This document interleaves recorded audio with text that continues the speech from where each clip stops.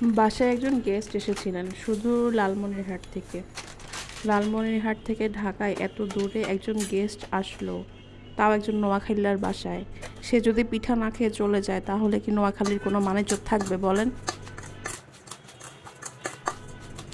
তাই নোয়াখালীর মানিজ্যত রক্ষায় সারাদিন অফিস করে বাসায় গিয়ে আমার জানা সবচেয়ে সহজ পিঠা যেটা, সেটাই বানাতে লেগে গেলাম। এই পিঠাটা বানাতে যেমন সহজ, খেতে যে খুব খারাপ তাও কিন্তু না, খেতেও মোটামুটি আলহামদুলিল্লাহ ভালো। এর থেকে সহজ রেসিপিতে যদি কোনো পিঠা হয়ে থাকে আপনারা আমাকে কমেন্ট করে জানাবেন। আমার জানা মতে এটাই সবচেয়ে সহজ পিঠা। চলুন তাহলে দেখে নেই কীভাবে আমি অফিস থেকে গিয়ে নোয়াখালীর মান সম্মান রক্ষা করলাম। প্রথমে আমি সুজির সাথে চিনি আর 3টা ডিম দিয়ে একটা ব্যাটার তৈরি করে নিয়েছিলাম। তারপর সেটা আরেকটা পাতিলের মধ্যে 1 লিটার পরিমাণ দুধ, 3টা এলাচ দিয়ে চিনি দিয়ে ভালো মতো ফুটিয়ে নিয়েছি।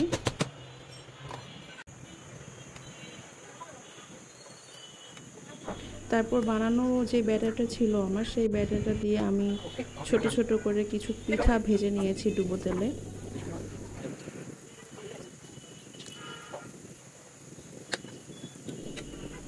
পিঠা ভাজার সময় বাড়িয়ে কমিয়ে আমি পিঠাগুলোর বিভিন্ন রকমের কালার করে নিয়েছিলাম। যেটা বেশিক্ষণ ভেজেছি ওটা বেশি ব্রাউন হয়েছে, যেটা কম ভেজেছি সেটা কম ব্রাউন হয়েছে।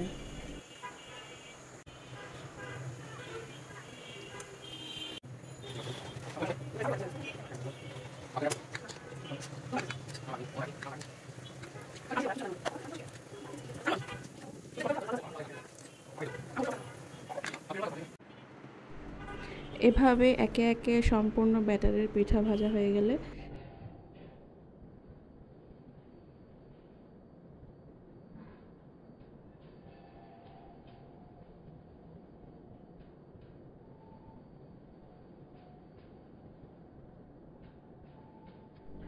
সেগুলোকে কুসুম গরম দুধে ভিজিয়েছি।